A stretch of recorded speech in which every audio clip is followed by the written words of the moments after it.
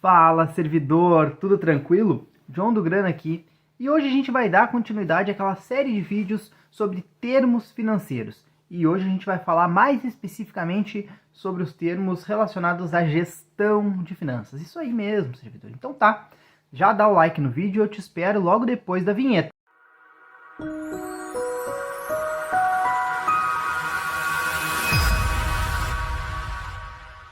John Lennon aqui, seja muito bem-vindo a mais um vídeo do canal Grana Sob Controle. Como eu disse, a gente vai dar continuidade então àquela série de vídeos, sendo hoje o segundo vídeo, na qual a gente vai falar sobre os termos financeiros aí, mais especificamente relacionados com a gestão de finanças. Mas um aviso importante, servidor, alguns termos que eu vou trazer aqui hoje, que eu digo que são mais relacionados à gestão de finanças, elas podem ser utilizadas também lá nos investimentos, tá? Vai ter vários termos aqui que eu vou trazer, mas como é tudo relacionado a finanças, servidor, vai acabar ocorrendo que alguns termos podem ser utilizados em determinados aspectos nas duas especificidades, tanto lá nos investimentos quanto aqui na gestão de finanças. E o segundo recadinho, servidor, é que é o seguinte, vai funcionar igual no último vídeo, um pouquinho mais tocado, porque são termos, conceitos, então para não ficar muito monótono, aqui o nosso vídeo de hoje eu vou trazer para ti o termo, a explicação, eventualmente um exemplo, e a gente toca a ficha para não ficar um vídeo muito maçante. Combinado? O primeiro termo que eu vou trazer para ti hoje é CVM. Tu conhece a CVM? A CVM é a Comissão de Valores Mobiliários. É aquela agência reguladora e fiscalizadora do mercado de capitais como um todo. Ou seja, essa agência, que na verdade é uma autarquia, ela vai regular todas essas relações do mercado de capitais, ações, moedas, tudo isso ela faz uma fiscalização para ver se as corretoras de valores, se os bancos, se todos os agentes do mercado financeiro estão cumprindo as normas e as legislações vigentes no país. Então ela é uma proteção aí para a gente. A alíquota. Isso mesmo, servidor. O que é alíquota? Nada mais é do que o percentual que é aplicado em determinada base de cálculo para calcular um tributo ou um imposto. Vamos dar um exemplo. Por exemplo, aqui quando a gente faz uma movimentação aí, um investimento na renda fixa e que a gente saca com menos de 30 dias. Vai incidir aí um determinado imposto, que é o imposto de renda, a gente vai pagar 22,5%. Esse percentual, 22,5% da rentabilidade, a rentabilidade é a base de cálculo, é o que a gente chama e denomina de alíquota. É o percentual aí que vai ser descontado ou que vai ser aplicado, na realidade, na base de cálculo, que no caso do imposto de renda é o lucro obtido aí a partir do capital que tu investiu. Sei que é um pouquinho confuso, um pouquinho complexo, se tu quiser que eu detalhe um pouquinho mais sobre impostos e alíquotas, deixa o like aqui. Mas já vou te dar uma recomendação. Lá nos vídeos iniciais aqui do canal, tem um vídeo que a gente fala sobre taxas, sobre alíquotas, sobre imposto, bem completinho. Mas não custa tu deixar o like aqui que eu trago um conteúdo novo para ti. Falando em alíquota, outro imposto que vai incidir aí, caso a gente deixe o nosso investimento menos de 30 dias, é o IOF. Isso mesmo, servidor, o IOF. Que eu vou explicar mais para frente o que é o IOF, mas aí a alíquota vai ser variável a depender de quantos dias tu vai deixar esse investimento, começando em 96% da rentabilidade e baixando aí até zero a partir do 30º dia. Beleza, servidor? Matamos a questão da alíquota? Vamos seguir. Ativos. Isso mesmo, servidor. O que é considerado ativo? Todo aquele bem ou item ou material que tu possui que tem algum valor e que tu pode converter isso em dinheiro. Isso é considerado um ativo, servidor. Então, o que a gente pode considerar? Qualquer coisa. Os livros, o sofá, a casa como um todo, esses óculos podem ser considerados ativos. Quando que eles serão considerados ativos? No momento que eu tenho a intenção de vendê-los para obter lucro. Por exemplo, esse óculos que eu comprei para utilização, ele não é um ativo. Ele foi um passivo, na realidade, porque ele me deu gasto, ele não me traz nenhum tipo de vantagem no contexto financeiro, nenhuma vantagem financeira. Beleza? Eu até posso, depois que eu for trocar de óculos, trocar de armação, eu poderia tentar vender ele e aqui transformar ele num ativo, mas com a grande probabilidade de que eu vá vender pelo preço muito menor do que eu paguei, até porque é um bem que desvaloriza muito, Então, não dá para considerar esses óculos para utilização diária ativo. Agora, se tu tem aí um tipo de negócio que tu vai comprar óculos, armações e tudo mais e vendê-las, aí tu tem ativos, aqueles óculos passam a ser ativos. Então, ativo é qualquer coisa que pode se transformar em dinheiro, desde que seja essa a intenção. CDI, servidor. CDI. Tu pode estar imaginando, CDI é aquele investimento que a gente faz, né? Não confunda o CDI com o CDB. CDB é uma coisa, CDI é outra. CDI é o certificado de depósito interbancário, apesar do nome parecer muito com o certificado de depósito bancário, o CDI ele é um índice. Isso mesmo, o servidor ele é um índice em que é calculado aí a média dos valores que estão sendo comprados entre os bancos, por isso certificado de depósito interbancário, para a realização de empréstimos aí institucionais. Isso vai fazer com que gere a nossa taxa DI, e essa taxa DI aí ela é atualizada diariamente. Então o CDI ele é um termo que normalmente ele vai ser utilizado para empréstimos interbancários, ele vai refletir aí realmente a nossa taxa de juros média do mercado financeiro. Por isso que o CDI ele é diretamente atrelado à taxa Selic. Isso mesmo. Atualmente o CDI ele está em 13,65%, beleza? Muito próximo lá do valor da taxa Selic, que é 13,75%. Lembrando que o CDI ele sempre vai fazer relação com aqueles investimentos lá de renda fixa. Normalmente tu vai fazer um investimento em renda fixa, ele pode te dizer assim, ó, ele rende 100% do CDI, 110% do CDI, 85% do CDI. É só esse índice aí que vai referenciar normalmente a taxa Selic e ela anda muito próximo. Entendidos aqui? Qualquer dúvida, comentários que eu venho solucionar. Corretora de valores, servidor. O que é a corretora? Nada mais é do que uma instituição financeira que vai permitir que tu acesse investimentos no mercado financeiro. John, então são bancos? Não necessariamente. Bancos eles têm toda uma outra logística, toda uma outra função específica que realmente é aí receber os valores, manter resguardados os valores que a pessoa recebe no dia a dia, permitir alguns serviços de transferência bancária. Eles permitem também que tu faça investimentos, então, na verdade, dentro do banco, o banco ele pode atuar como corretora de valores. Agora, por exemplo, uma corretora de valores não necessariamente ela vai atuar como um banco. Então a gente pode dizer que todo banco é uma corretora de valores, mas nem toda corretora de valores é um banco. Por exemplo, a gente tem algumas corretoras de valores aí, como a XP. Ela não, e eu não faço propaganda nenhuma aqui, ela não é um banco. Na verdade, ela é uma corretora de valores. Ela pode servir aí para tu fazer investimentos, tu vai colocar dinheiro lá dentro para tu poder fazer investimentos. Mas tu não consegue fazer movimentações bancárias, tu não consegue num caixa eletrônico sacar dinheiro, tu não tem cartão de crédito nesse sentido. Então tem vários tipos de serviços que uma corretora de valores não vai te fornecer. Porém, a vantagem da corretora de valores é que quando tu tá indo para o mundo aí das finanças, é um lugar que vai concentrar algumas oportunidades a mais do que um banco. Por exemplo, se tu for no teu banco, muito provavelmente ele vai te oferecer um CDB próprio dele. Agora, quando tu vai numa corretora de valores, vai ter CDBs de diversos bancos. Então, daqui a pouco para tu investir, por exemplo, se tu não é correntista, por exemplo, do Banco Santander e tu quer investir num CDB do Santander, tu não precisa abrir conta no Banco Santander. Tu pode abrir uma conta numa corretora de valores e investir através dela. Essa aí é a vantagem em relação aos bancos, mas é uma instituição financeira tal qual um banco. Entendido o que é a corretora de valores? Outro termo muito importante aí que o pessoal traz é criptoativos. John, mas eu não ouvi falar em criptoativos, eu ouvi falar em criptomoedas. Criptomoeda é um termo mais específico que vai tratar especificamente da parte das moedas criptográficas, enquanto criptoativos é um grupo maior que vai envolver outros tipos de utilização financeira para tokens, entre outros. E esse é um termo, é um assunto que eu gosto muito, até foi tema do meu trabalho de conclusão de curso, aí regulamentação de criptoativos, um panorama do arcabouço regulatório brasileiro para o atual cenário criptoeconômico. Atual de 2019, no caso, né, pessoal?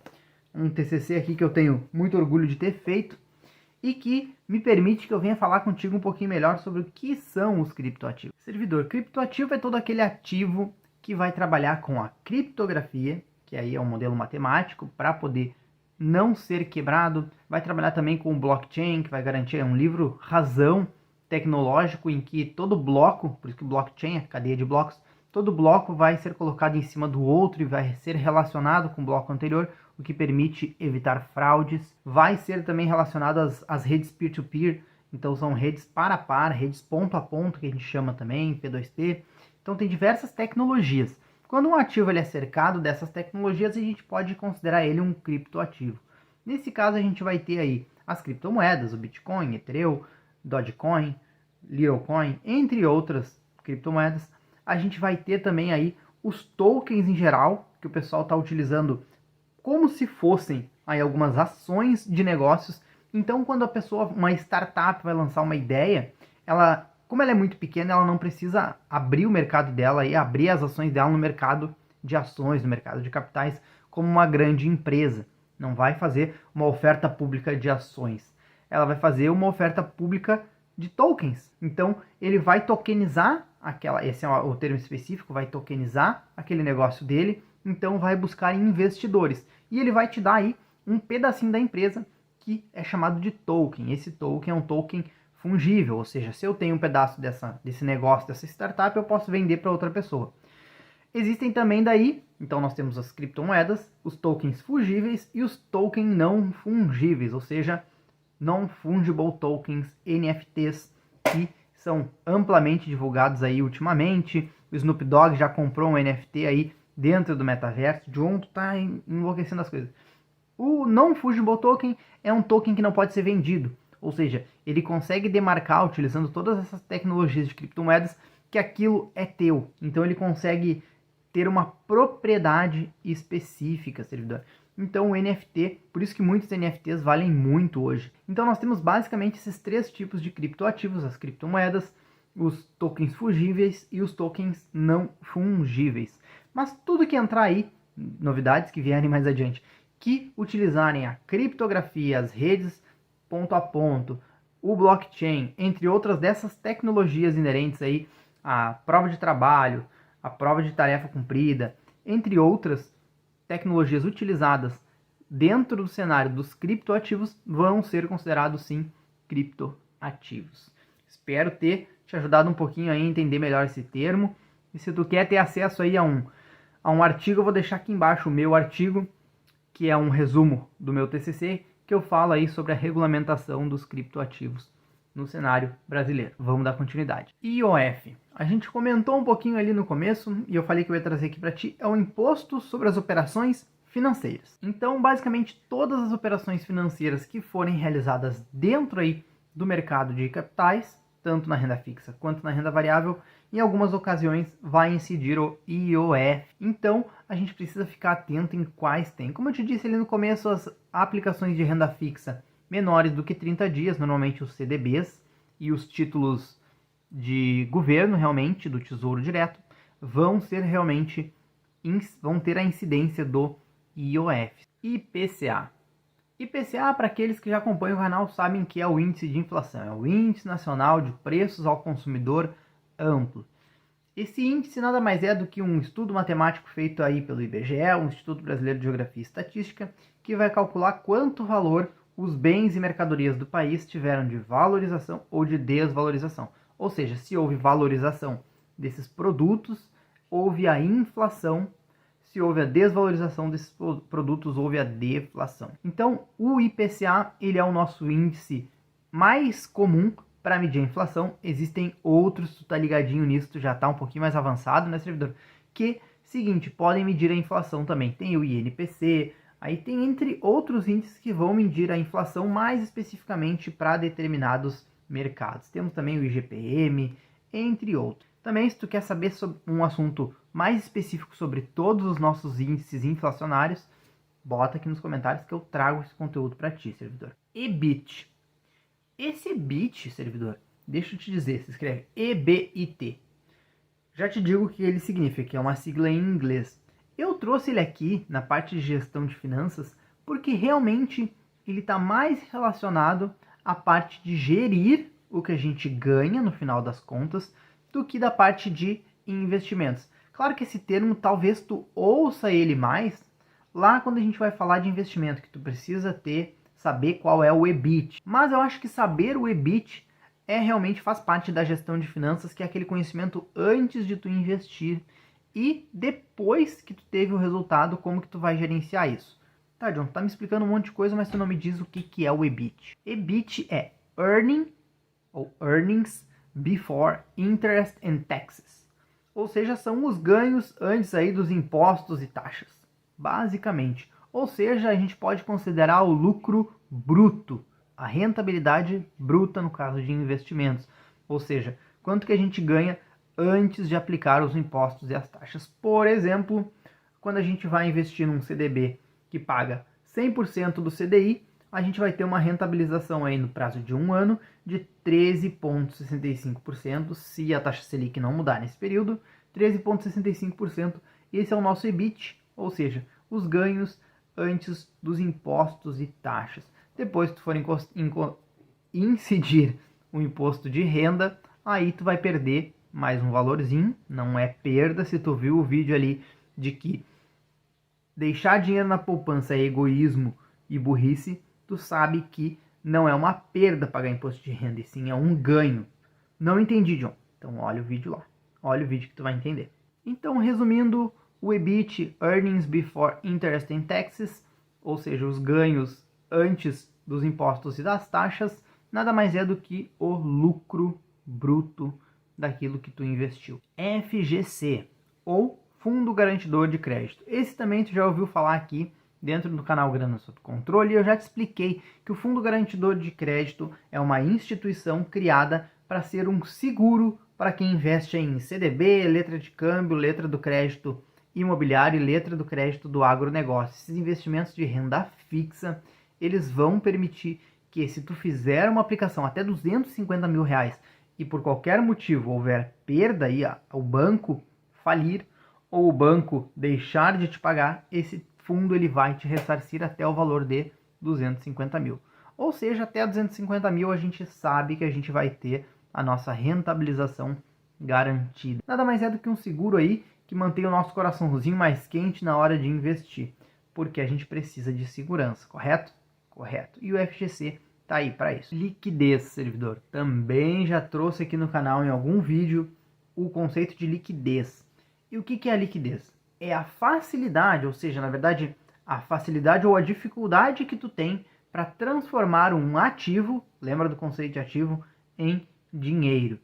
Isso mesmo, servidor. Qual é a facilidade que eu tenho de transformar um ativo em dinheiro? Por exemplo, se eu quiser vender essa xícara aqui, é mais fácil eu vender essa xícara ou eu vender essa casa? Muito provavelmente é mais fácil eu vender essa xícara.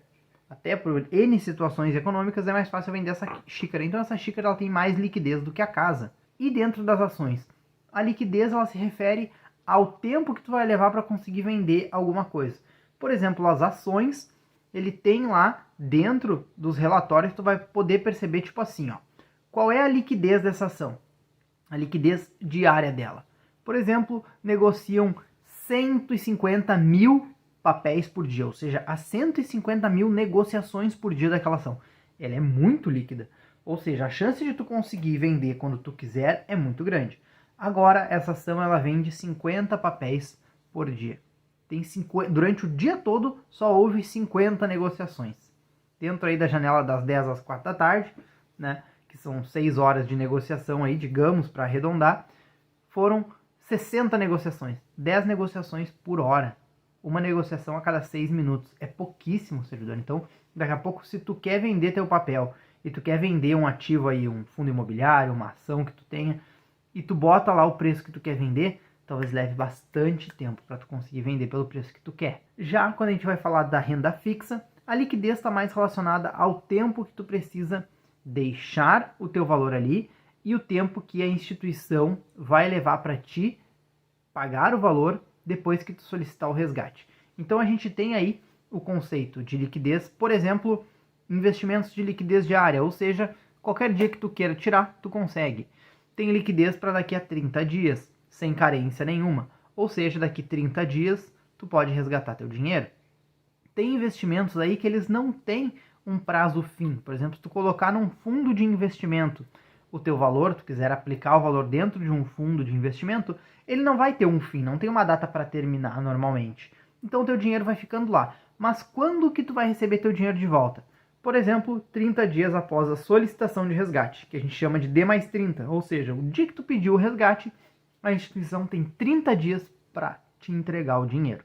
Isso a gente chama de liquidez, ou seja, a facilidade ou a dificuldade, ou a rapidez e a lentidão que tu leva para converter aquele teu ativo, que pode ser tanto uma ação, quanto uma cota de um fundo imobiliário, uma cota de um fundo de investimento da renda fixa, um título público, pode ser uma xícara, pode ser uma casa, pode ser um carro, um notebook, qualquer coisa que tu queira vender. A facilidade ou a dificuldade e a rapidez e a lentidão que tu leva para vender, isso a gente dá o nome de liquidez. Ou seja, a gente tem mais liquidez naquilo que a gente consegue vender mais rápido e menos liquidez naquilo que a gente consegue vender mais devagar, ou demora mais tempo para vender. Então, finalizamos aí o conceito de liquidez. Agora tu é o mestre da liquidez, tu sabe tudo sobre liquidez. Então, vamos dar sequência. Passivo, servidor. O que é passivo? Passivo é aquilo que a gente deixa acontecer sem se mexer. Mais ou menos. Vamos entender melhor. Esse passivo, servidor, que o pessoal associa a não precisar fazer nada, ele é um passivo que a gente fala quando a gente está buscando uma forma de investir. Existe o investimento ativo, que tu vai realmente mexer, vai tentar fazer acontecer, e tem o passivo. Por exemplo, a renda fixa, ela é realmente um investimento passivo, ou seja, tu coloca o dinheiro ali e o dinheiro vai rendendo, a poupança, tudo isso é um investimento passivo, vai entrando dinheiro sem que tu precise fazer nada ativamente. Mas o passivo que eu quero trazer para ti é aquele passivo da contabilidade, servidor. Isso mesmo. John, como é que tu vai trazer contabilidade aqui para dentro do canal Grande sobre Contabilidade? Sim, a contabilidade é muito importante dentro da gestão de finanças em si, para a gente conseguir controlar melhor o nosso dinheiro e entender melhor um pouco mais sobre as finanças. Eu não quero que tu faça uma faculdade de contabilidade, de ciências contábeis. Se tu quiser fazer, eu fico muito feliz, mas tu não precisa fazer, só para tu entender realmente como é que funciona. Lembrando aí do balanço patrimonial aí, a gente tem de um lado o ativo e do outro lado o passivo. E o que é o passivo? O passivo nada mais é aí do que as obrigações, as dívidas que a gente tem. Despesa, eu falo aqui que são as despesas, mas os contadores aí vão ficar um pouco chateados comigo, porque eu sei que despesa é um item que vai lá dentro da DRE, da demonstração do resultado do exercício. Eu sei disso, mas é só para fins de entender melhor. Que é tudo aquilo que desagrega valor da empresa. Dívidas, obrigações e tudo mais. Ou seja, nossos passivos é tudo aquilo que a gente tem de dívida e de obrigações. E a gente precisa lembrar que todo ativo vai corresponder a um passivo. Teoria das partidas dobradas aí dentro da contabilidade. Não que vá relacionar a um passivo, mas tem que ter uma partida dobrada, ou seja, toda relação tem uma correlação. Lá dentro da contabilidade existem regras específicas, não necessariamente um ativo vai corresponder a um passivo, mas a gente precisa entender que toda ação vai ter uma reação dentro da gestão de finanças. E falando de passivo, por exemplo, quando tu recebe teu salário lá no final do mês, aquilo é um ativo, correto? Qual que é o passivo? O passivo é tu ter que ir trabalhar 30 dias do mês, ou 22 dias do mês aí, se a gente for pensar nos dias úteis. Então, todo ativo vai corresponder a um passivo, servidor, não se engane. Agora, a gente pode ter um ágio entre o passivo e o ativo, ou seja, se a obrigação que a gente tem vai nos dar um lucro maior lá no final, normalmente vale a pena. É isso que tu precisa entender. Por isso que eu trago o conceito de passivo dentro da gestão de finanças, que é para saber que são tuas obrigações e as tuas dívidas em geral, e que isso tu precisa olhar com bons olhos, pensando se tu vai ter um benefício lá no futuro. Quando a gente faz uma análise mais concreta dos nossos passivos, a gente começa a perceber que os passivos, aí lembrando agora um pouquinho lá do livro Pai Rico, Pai Pobre, é tudo aquilo que faz a gente perder dinheiro. Então, servidor, esse óculos aqui, quando eu comprei, agora voltando no exemplo do óculos, ele foi um passivo, porque me tirou dinheiro do bolso e ele não me traz mais dinheiro. Ele não é considerado um ativo, ele é um passivo, porque ele me tirou um dinheiro do bolso, me tirou um dinheiro que não vai ter retorno. A assinatura de streaming, se tu não trabalha com os streamings, tu utiliza para recreação, é passivo, servidor. Quando tu adquire uma casa para morar, é passivo, servidor. Mas eu posso vender ela com lucro daqui a uns anos. Pode, mas se não for a intenção tu comprar para vender, ele não é ativo. Tu não vai conseguir transformar ele em dinheiro, não naquele momento, porque não é a intenção. Então tu precisa entender que o ativo é tudo aquilo que vai botar dinheiro no teu bolso e o passivo é tudo que vai tirar dinheiro do teu bolso. Então quando tu compra aí qualquer coisa, é passivo se tu não comprou com a intenção de fazer dinheiro. Então fica essa ideia aí do passivo, trabalha melhor, dá uma olhadinha aí. Se tu quiser que eu traga aqui os conceitos de balanço patrimonial, ativo, passivo, lá do Robert Kiyosaki, do livro Pai Rico e Pai Pobre, bota nos comentários aqui que eu te trago um conteúdo especial sobre isso. Vamos continuar então, que esse vídeo já está ficando grandinho. Score. Servidor, o que é score? Em inglês, score é pontuação. E nos termos financeiros, o que é score? Score nada mais é do que uma medida, ou seja, um cálculo que é feito aí dentro das instituições financeiras para medir a tua capacidade de pagamento. Ou seja, quanto mais alta a tua pontuação, maior as chances de tu honrar com uma dívida. E quanto menor o teu score, quanto mais baixo o teu score, ou seja, maior as chances de tu não honrar com alguma dívida. Se tu quiser saber qual é o teu score aí dentro do nosso país, aqui no Brasil, eu vou deixar o link aqui embaixo para tu fazer a simulação. Mas lembra que não necessariamente o score ele reflete efetivamente isso. Ele é uma medida para um conhecimento prévio aí para utilização como dado importante para o banco e para as financeiras na hora de avaliar se tu vai ser um bom cliente ou não, mas ele não é definitivo. Ou seja, quem tem um score alto não quer dizer que não vai nunca atrasar uma dívida ou deixar de pagar, e quem tem um score baixo não vai deixar também não que não vá honrar com as suas dívidas. Por exemplo, eu tinha um score bem alto, porém agora, quando eu comecei a entender melhor a gestão de finanças, há uns 4, 5 anos atrás, o que eu comecei a fazer? Entender como é importante a utilização dos cartões de crédito, as vantagens que os cartões de crédito me dão, muitas vezes, cashback, pontuação, essas coisas, e eu pedi vários cartões de crédito. No momento que esse score foi lá e verificou que eu tenho 4, 5, 6, 7 cartões de crédito, o que ele fez? Baixou minha pontuação, porque ele acha que eu estou me endividando. Mas vejam como não necessariamente reflete aí se a pessoa vai ter ou não condições de pagar. Só por eu ter solicitado 5, 6 cartões de crédito, ele baixou o meu score. Mas o score não é para tu te preocupar tanto, o que importa é tu saber que tu honra tuas dívidas, ou se tu não honra, tu estar no caminho para tu conseguir renegociar tuas dívidas, botar tuas contas em dia e viver uma vida financeira tranquila. Não fica muito preocupado com o score, mas dá uma olhadinha lá para saber e matar tua curiosidade. Consórcio. Servidor, o que é um consórcio, servidor?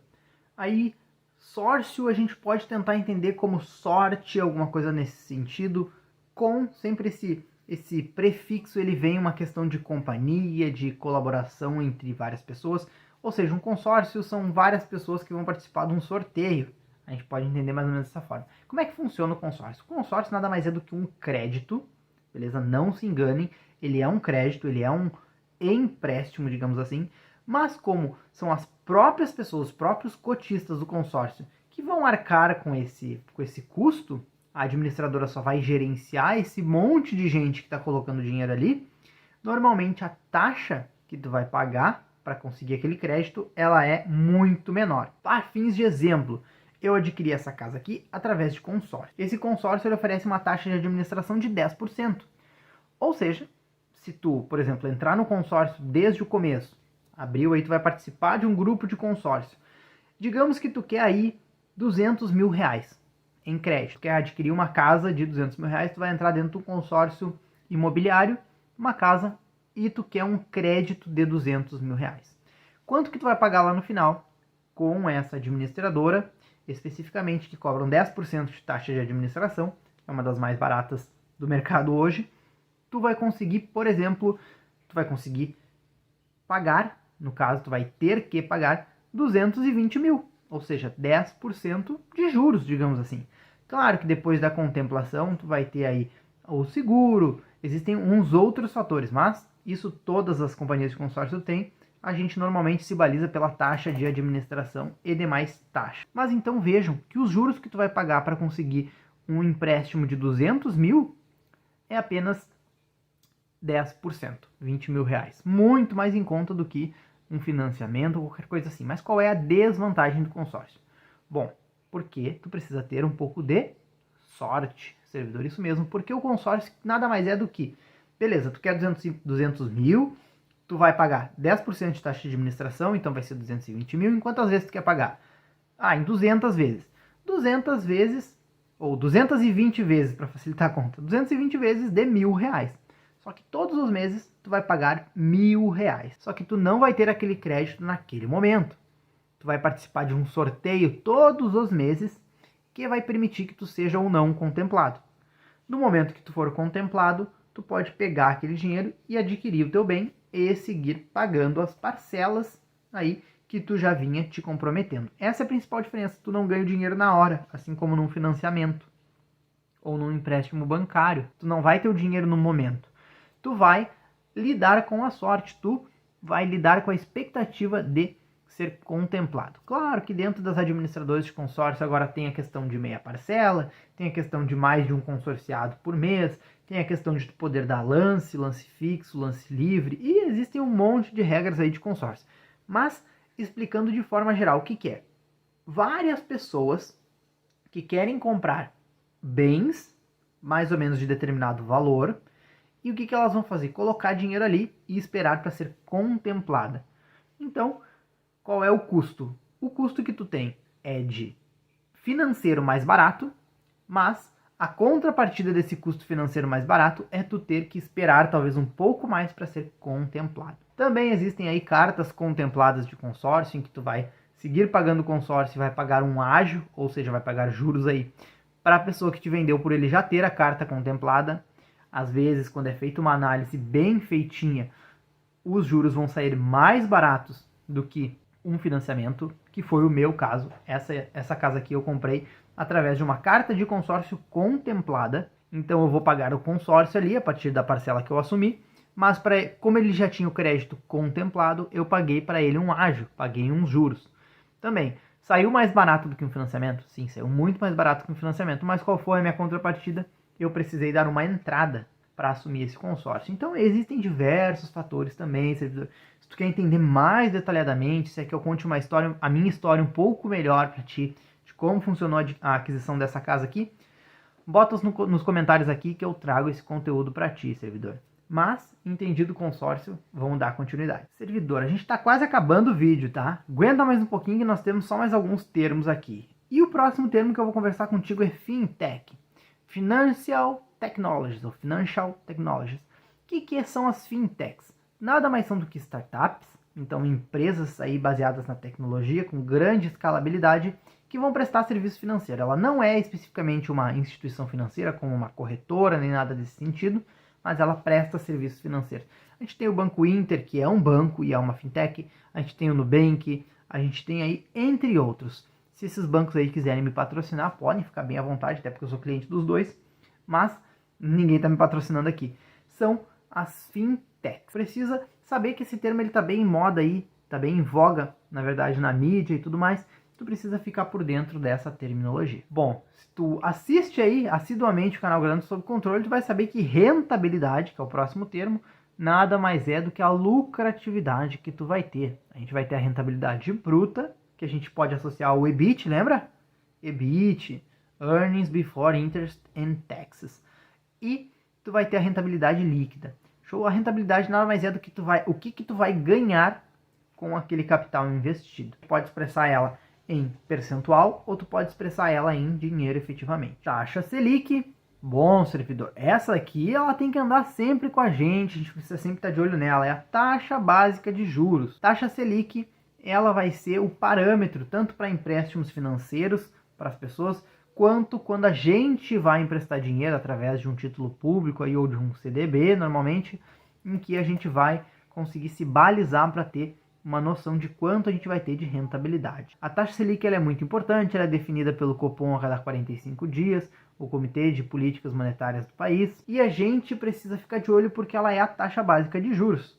Então, muito importante pra gente. E por fim, servidor, o último termo aqui, eu sei que tu já pode estar um pouquinho cansado, mas vamos lá que é o último. Volatilidade. O que é volatilidade? Volatilidade, servidor, nada mais é do que a oscilação de preços de um ativo, ou a velocidade que o preço de um ativo se move. Como assim, John? Isso mesmo. Um ativo ele vai ser muito volátil quando o preço dele muda bastante. Ou seja, uma hora ele custa 100, outra hora ele custa 500. De um dia para o outro, ou de uma semana para outra. Depois ele volta para 200, depois ele vai para 400, depois vai para 500, volta para 200. Então ele muda muito o preço, ele oscila muito, ele é muito volátil. O que é o que é uma substância volátil? É aquela que consegue se expandir e voltar aí com muita facilidade. Lembra do mercúrio que tem aí nos termômetros? Quando tu coloca o termômetro debaixo aqui do sovaco, da axila, quando tu coloca ali, por que o mercúrio ele consegue subir? Porque ele é volátil. Quando esquenta, o mercúrio ele se expande. Como ele está num canudinho ali dentro do termômetro, ele se expande, ele vai subindo, porque ele é volátil. Tu esquentou ele um pouquinho, ele já aumenta. Então ele é muito volátil. Substâncias voláteis são muito perigosas. Ativos voláteis também podem ser perigosos. Quer dizer que tu não pode mexer com substância volátil ou com ativos voláteis? Não, só quer dizer que tu precisa de um pouquinho mais de cautela. Então, se tu vai negociar uma ação, se tu vai, por exemplo, negociar day trading, que a volatilidade ela é mais alta dentro do dia, tu precisa ter um pouquinho mais de cautela, um pouquinho mais de sabedoria, talvez até um conhecimento técnico para tanto. Mas é isso aí, servidor. Volatilidade é o último termo que eu trouxe hoje. A gente passou por vários termos aqui mais relacionados aí à gestão de finanças. Claro que alguns termos, como eu disse, podem ser associados também lá ao grupo de investimentos. Se tu concorda com tudo aqui, bota aqui pra mim. Se tu discorda de alguma coisa ou de muita coisa, coloca nos comentários aqui pra mim. Se tem algum termo que tu quer que eu detalhe um pouquinho mais, ou algum exemplo, ou algum conteúdo que tu quer que eu traga, coloca nos comentários aqui pra mim. Se tem algum termo que eu não trouxe aqui, tu quer que eu fale, bota nos comentários. Se tu quer me xingar, ou me elogiar, ou fazer uma crítica, coloca aqui nos comentários. Esse feedback é muito importante pra mim, pra me direcionar para os conteúdos que realmente importam pra ti, servidor, que são sempre feitos com muito carinho. Dá o like no vídeo se tu ainda não deu, te inscreve no canal se tu ainda não é inscrito, tá perdendo esse canal aqui, ele vai te trazer conhecimento financeiro toda quinta e todo sábado, vai te ajudar, servidor. Nos sigam nas redes sociais também, que ficam aqui embaixo, o link na descrição, e os links que eu falei durante o vídeo aqui vão estar tudo na descrição do vídeo. Muito obrigado e até mais.